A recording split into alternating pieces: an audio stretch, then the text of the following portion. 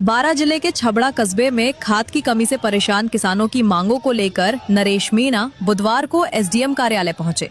उन्होंने किसानों को शीघ्र खाद उपलब्ध कराने की मांग करते हुए अनिश्चितकालीन धरना शुरू करने की घोषणा की। इस दौरान नरेश मीणा दंडवत होकर एसडीएम कार्यालय के मुख्य द्वार तक पहुंचे और झोली फैलाकर प्रशासन से किसानों को खाद उपलब्ध कराने की गुहार लगाई। इसके बाद वे समर्थकों और किसानों के साथ कस्बे के खेल मैदान में धरने पर बैठ गए। मीणा ने चेतावनी दी कि यदि शाम 7 बजे तक किसानों को खाद उपलब्ध नहीं कराई गई तो वे भूख हड़ताल शुरू करेंगे। उन्होंने आगे चलकर रेल रोको आंदोलन करने की भी चेतावनी दी। धरने के दौरान बड़ी संख्या में किसान और समर्थक मौजूद रहे। स्थिति को देखते हुए प्रशासन ने सुरक्षा व्यवस्था कड़ी कर दी तथा मौके पर अतिरिक्त पुलिस बल तैनात किया गया। किसानों का कहना है कि बुवाई का समय तेजी से निकल रहा है, लेकिन सहकारी समितियों पर खाद उपलब्ध नहीं होने से खेती प्रभावित हो रही है। किसानों ने आशंका जताई कि समय पर खाद नहीं मिलने पर फसलों को नुकसान हो सकता है।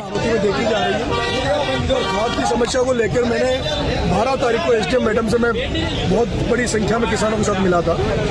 मैडम ने मुझे कहा था कि 80% किसानों को खाद दे दिया और 20% को बाकी दे देंगे। हमने कहा कालाबाजारी हो रही है, खाद की ज्यादा रेट ली जा रही है। हमसे मैडम ने एसडीएम मैडम ने आश्वस्त किया था। उसके बाद मेरी कलेक्टर साहब से भी बात हुई, उन्होंने भी आश्वस्त किया कि छबड़ा छोड़ते हर किसान को 1350 में डीएपी दिलाएंगे और सबको खाद दिलाएंगे। लेकिन आप सब भी देख रहे होंगे, कल बहुत बड़ी संख्या में लाइनें लग रही थी। इतनी बड़ी गर्मी में भी किसान भटक रहा था, कई माता बहनें बेहोश हो गई थी।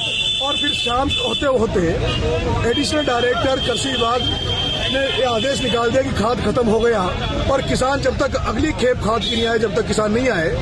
ऐसे में जैसे मुझे सूचना लगी, आज मैं खाद की समस्या को लेकर यहाँ छबड़ा में आया हूँ।